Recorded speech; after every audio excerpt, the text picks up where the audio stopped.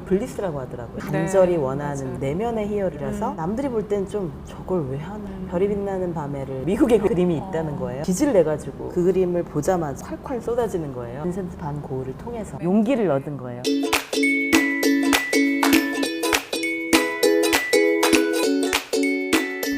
우리 정혜우 작가님하고 함께하는 두 번째 시간인데요. 평론하시다가 이제 작가가 되신 얘기를 첫 회에서 들었어요. 네. 근데 말이죠. 누가 봐도 문학을 그것이 뭐 소설이든 시든 에세이든 간에 이걸 하면 돈이 많이 벌리겠다. 이렇게 해서 시작하는 사람은 없을 듯해요. 없죠. 많이들 말리시죠, 부모님들이. 그러니까. 예. 그리고 과연 이런 표현이 어떨지 모르겠지만 이 생계 유지가 될까 글을 써서 도대체 어떤 마음으로 그 길을 가고 계십니까? 네. 그러니까 처음에는 당연히 불안했죠. 네. 지금도 사실 불안하고 프리랜서에 버릴 수 없는 불안이 있어요. 자유도 있죠. 원래 네, 자유는 자유도 불안한. 있죠. 네. 예, 자유는 불안을 대가로 하는데 네. 이제 처음에 사실 그 대학원을 선택할 때는 그런 마음이었어요. 아, 내가 이걸 안 하면 정말 후회할 것 같다. 그러니까 그때는 아직 작가가 될 줄은 몰랐고 그냥 문학의 곁에 있고 싶었어요.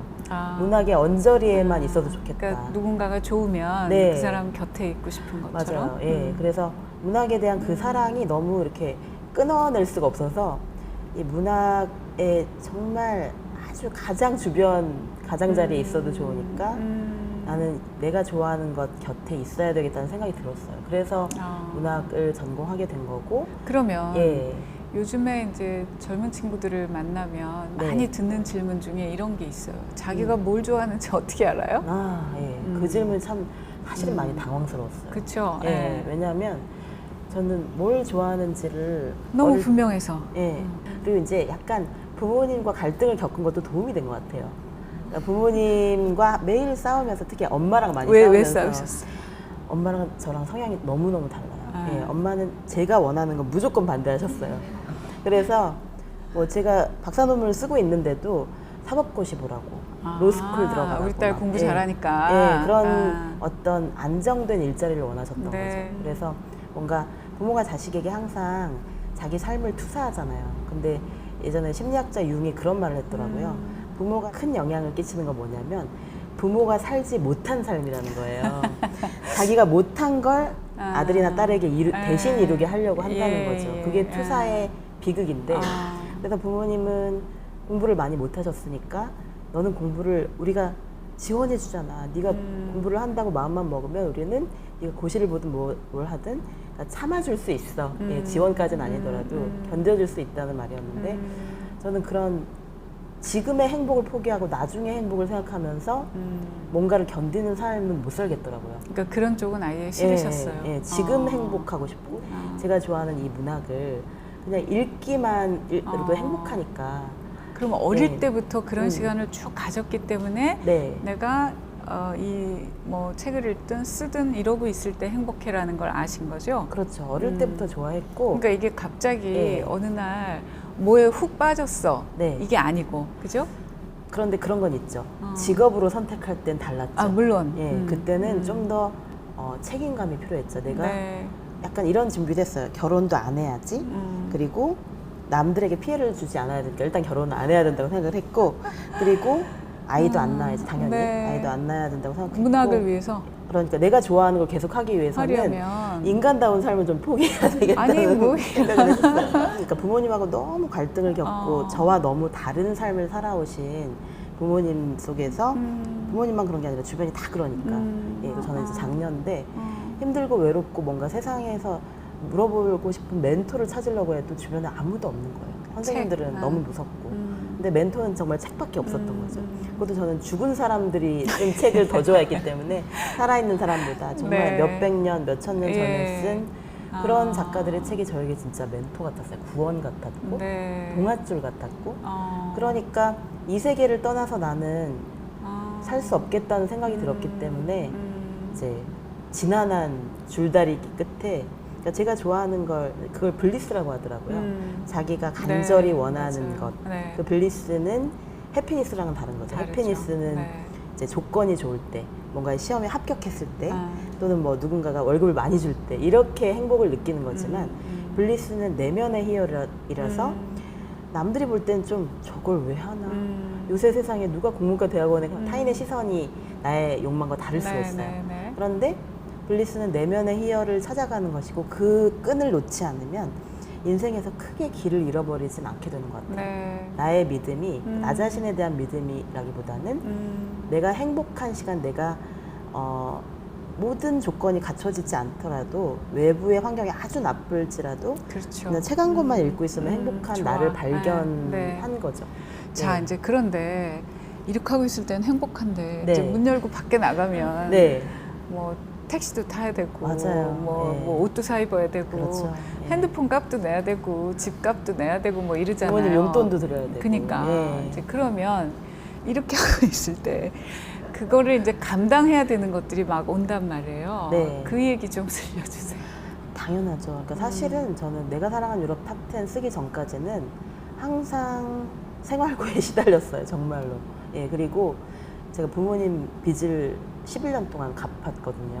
그러면서 이제 사실 이런 얘기도 그전에는 쉽게 못했죠. 하시기 어려웠죠. 예, 그때는 갚고 있었기 때문에 더 못한 거죠. 그래서 갚고 있는 과정에서는 제가 잘못한 네. 것도 아닌데 아. 창피하기도 하고 예. 계속 제가 그 상처의 한가운데 있으니까 그 트라우마의 가운데서 허우적거릴 때는 그게 안 보여요. 근데 제가 잘 될지도 몰랐고 그리고 책을 팔아서 사실 돈을 번다는 건 정말 어렵거든요. 그러니까. 예, 정말 어렵고. 저도 알아요. 예, 책방에서. 해보셔서 네. 알죠. 예. 이건 정말 전쟁이거든요. 네. 그러니까요. 내가 사랑하는 걸 지키기 위해서는 매일매일 전쟁을 해야 되는 거예요. 그러니까 저는 다음 책을 낼 수 있다는 것만으로도 너무 행복했기 때문에 출판사들이 찾아주는 것만으로도 행복했기 때문에 근데 뭐 시간 강사가 돈을 벌긴 또 얼마나 힘들어요. 그러니까 시간 강사이면서 프리랜서 작가이면서 네. 돈을 벌려고 하니까 너무너무 힘들었죠.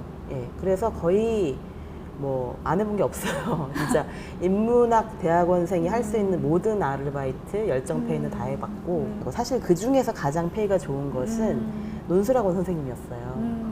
거기서 뭐 과외가 더 들어오기도 하고 그런데 그걸 어느 순간 그만둬야겠다는 생각이 드는 거예요. 왜냐하면 저 그걸 읽었어요. 예, 남의 집 그거를- 문 밖에서. 네, 남의 집 문 밖에서 어떤 순간에 초인종을 누르고. 예, 초인종을 누르는 게 막 어떤 때는 눈물이 쏟아질 때가 있어요. 그냥 그분이 나를 서럽게 한 것도 아닌데 아닌데.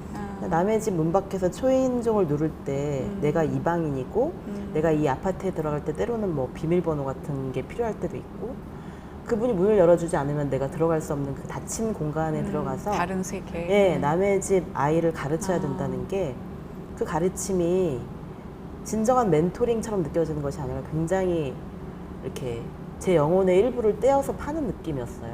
예, 그래서 그걸 그만두기가 왜 어렵냐면 가장 안정적인 수입이니까. 그러니까. 예, 그런데 이제 빈센트 나의 빈센트에도 제가 썼는데 그 고흐에 대해서 제가 이제 관심을 가지게 된 계기가 별이 빛나는 밤에를 이제 봐야겠다는 생각. 그걸 보면 뭔가 마음의 신혈이 가라앉을 것 같은 이상한 예감이 들어서 미국에 가야겠다고 생각하고 미국에 그림이 있다는 거예요. 그래서 왜 이렇게 먼 곳에 있는지 그래서 왜 좋은 것들은 다 그렇게 멀리 그렇지. 있는지 그렇게 해서 이제 빚을 내 가지고 그걸 간 거예요. 네. 예, 그 모마 뉴욕에 있는 모마 그게 미술관. 거기 있어요? 네, 그림이? 별이 빛나는 밤에가. 예, 네. 그 그림을 보면 이 마음 속의 불안이 왠지 해결될 것 같고 고우가 나를 위로해줄 것 같고 이런 예감이 있었어요. 그래서 그 그림을 봐야 되겠다는 엉뚱한 생각을 하고 진짜 돈을 모으다 안 돼가지고 그냥 가자. 선 사고 후 수습을 하자. 그렇게 해서 가자고 결심을 해서 이제 돈을 빌려서 갔어요.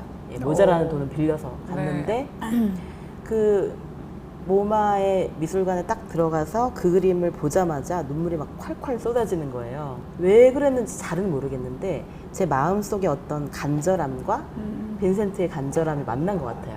빈센트 반 고흐의 간절함은 이 사람은 나보다 더 어려웠는데 저도 동생이 둘이나 있는데 제가 막 태호에게 편지 쓰는 것처럼 고은이가 제 동생이라며 고은아 언니가 노트북이 필요한데 네가 노트북을 사주면 너에게 평생 봉사하고 너에게 평생 충성할게 뭐 거의 이런 수준의 편지를 써야 했다면 네. 예, 고우가 거의 그런 예, 내용의 글을 예, 많이 예. 쓰거든요. 너는 내 동생이지만 나의 제2의 아버지라고 네가 없으면 나는 이 그림을 못 그렸을 거라고 얘기를 하는데 다행히 글쓰기는 너무나 민주적인 예술이라서 종이와 펜만 있으면 되더라고요. 저는 PC방에서도 글을 많이 썼거든요. 예, PC방에서 글을 쓰면 이게 좀 불쌍해 보이긴 한데 되게 잘 써져요. 죄송해요. 예, 되게 잘 써지고 왜 그러냐면 모두가 게임을 하고 있는데 저 혼자 글을 쓰면 그게 좀 이상할 것 같긴 한데 집중이 이상하게 잘 되더라고요. 네. 예, 밤새 여러분 글을 앞으로 쓰면서. 예, 지금 카페에서 쓰세요. 네. 그러니까 내가 이 안정된 수입을 버리지 않으면 글쓰기에 집중할 수 없다는 생각이 그 빈센트 반 고흐의 그림을 보면서 고흐는 안정된 생활을 포기한 거잖아요. 그리고 부모님에게 그렇게 사랑받고 싶은데 그것도 포기한 거고, 그리고 고흐는 우리의 생각과 달리 정말로 정상적인 가정을 원했어요. 예, 정말 스위트홈을 원했어요. 예, 그래서 누군가 집에서 기다려주기만 하면 좋겠다고 생각했어요. 네. 예, 아주 많이 사랑하는 사람이 아니더라고요. 예, 그래서 그렇게 누군가와 함께 살고 싶었던 사람이 끝내 가정을 이루지 못한 거잖아요. 그러니까 고흐의 그림을 보면서 나는 고흐보다 훨씬 더 많이 사랑받고 있는데 내 주변 사람들에게. 그리고 그때는 독자는 적었지만 그래도 네. 조금의 독자는 있었죠. 네. 그분들이 나를 사랑해 주시는데 내가 왜 이렇게 나 자신을 사랑하지 않는 걸까. 네. 이 생각을 하게 되면서 더 열심히, 돈이 부족하더라도 내가 더 사랑하는 길로 가야겠다는 생각이 들었어요. 그래서 그 여행을 다녀와서 모든 과외와 논술학원을 다 끊고 더 가난해졌어요. 더 가난해지고 그 대신 책을 더 많이 봤어요. 책을 네. 거의 뭐 하루에 3권씩 봤던 것 같다. 그렇게 책을 많이 읽으면 글을 많이 쓸 수밖에 없어요. 쓰고 싶은 내용이 막 생각이 나요. 예, 그리고 네. 뭔가 촉발이 되는 거죠. 그러니까 여기를 열정이. 두드리니까. 네. 네. 그러면서 제가 작가가 되어야겠다는 생각을 빈센트 반 고흐를 통해서 아하. 예, 용기를 멘토네요, 얻은 거예요. 멘토. 예, 맞아요. 그러니까 보면 우리가 저 사람은 도대체 때로는 목숨을 걸고 저희를 어떻게 할까. 저 가끔 그런 생각해요. 안중근 의사 같은 분을 떠올리면서 두렵지 않았을까? 죽을 거라는 거, 그리고 죽기 전까지 굉장히 고문당하고 힘들 거라는 거 모르지 않았을 텐데 그럼에도 저 길로 가고 끝내 감행을 하는 힘은 어디서 나오는 걸까? 이제 제가 도달한 결론은 두려운 마음보다 내가 이걸 해야 되겠어라는 마음이 크면 그걸 이기고 가는 것 같아요. 지금 말씀을 듣다 보니까 내가 이걸 다 끊으면 가난해지리라는 건 뭐 분명하지만 네. 나는 이걸 하지 않으면 안 되겠어 라는 게 이제 분명하니까 나머지 다른 사람들이 볼 때는 저 어려운데 어떻게 하나 하지만 하고야 마는 그렇게 되는 그게 결국 블리스. 네. 우리가 그냥 나는 행복하게 살고 싶어 이럴 때 행복하고는 또 조금 깊이가 다른. 네. 그러니까 겉으로는 굉장히 힘들어 보여도 네. 마음속에는 막 신나 죽겠다는 생각이 드는 그게 네. 블리스인 것 같아요. 그래서 네. Follow your bliss라는 그 문장을 되게 좋아하는데 그 별을, 내 마음의 별을 따라서 가는 거죠. 그 내 마음의 별자리는 내가 그리는 거예요. 그래서 나는 뭘 좋아하는지 모르겠어 이런 확신이 없는 게 사실 요새 미디어를 통해서 이제 디지털 세대들의 특징이기도 한 것 같아요. 왜냐하면 너무 많은 자극들 속에서 선택의 폭이 너무 넓어진 거예요. 그러니까 그 중에서 선택하기가 훨씬 어려워진 거죠. 그리고 그죠? 이제 하도 자극이 많으니까 무감해지고. 예. 네. 이 글쓰기를 하기 위해서 제일 이렇게 길러야 될 감수성 중에 하나가 작은 것에도 감동받는 능력이에요. 그거 어떻게 하면 길러져요? 예. 그러니까 이 뭐랄까 기준을 낮춰야 돼요. 그러니까 커피를 마셔도 너무 진하게 먹지 말고 연한 것부터 이렇게 농담을 조절하면서 먹어보는 거예요. 예를 들면. 네. 그래서 차이를 좀 느껴보고. 예, 차이를 느끼는 거죠. 이게 커피를 원샷으로 먹었을 때, 투샷으로 먹었을 때 이 맛이 어떻게 다른가. 그리고 시나 소설을 많이 보는 게 제일 저는 도움이 많이 됐는데 네. 이거는 제가 시나 소설을 쓰지 않더라도 글 쓰는 사람들한테는 다 도움이 될 수밖에 없어요. 네, 왜냐하면 다른 삶을 살아보는 거거든요. 그렇죠.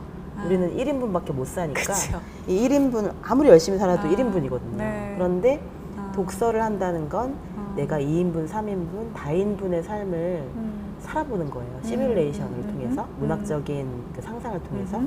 그러니까 다른 사람의 삶을 살아보는 경험을 매일 치열하게 하면 그 감성의 폭이 넓어질 수밖에 없는 것 같아요. 그리고 살아나고. 네. 그리고 예전에는 사실 주인공 중심으로 책을 봤잖아요. 네. 어렸을 때는 막 피터팬을 보면서 막 후크 선장 나쁜 놈 막 이러면서 막 광분하면서 이렇게 너무 주인공의 시선으로만 네. 봤는데 이제는 여러 인물들의 시선에서 보게 되는 거예요. 캐릭터들.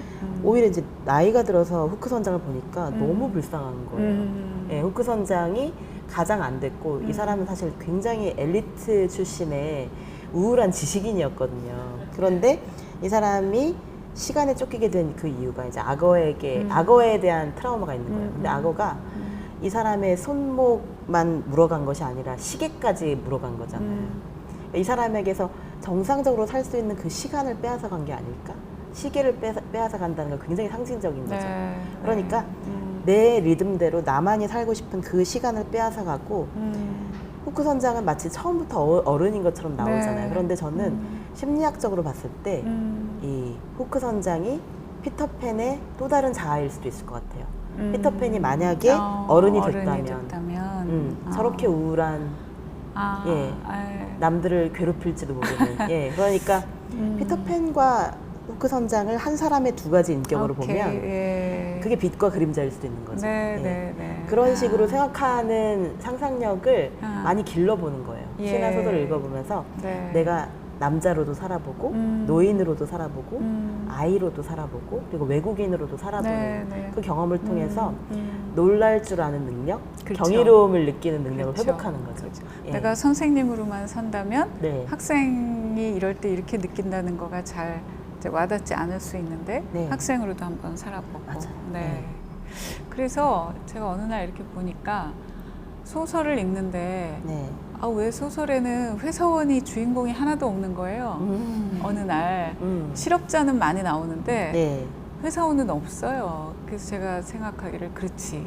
회사원은 아침부터 밤까지 회사에 가서 일을 하니까 자기 시간이 없는데 무슨 사건이 일어나겠어요. 과거에는 사실 소설이 문제적 인물이라고 맞아요. 했잖아요. 문제적 인물, 평이하지 않은. 예, 문제적 인물. 그러니까 이 사회에 뭔가 질문을 던지는 존재들, 네. 뭔가 좀 튀는 사람들이 주인공이었거든요. 그러다 주인공을 보니까 아마, 주인공으로 하는. 예, 그래서 회사원을 찾기가 어려웠을 거예요. 네. 여러분 재밌죠? 네. 제가 이제 꼭 드리고 싶었던 질문이 또 하나 있는데 그거는 다음 회. 2회는 여기까지 일단 숨을 한번 돌리고 네. 3회에 다시 또 질문을 드리겠습니다. 네. 감사합니다. 네.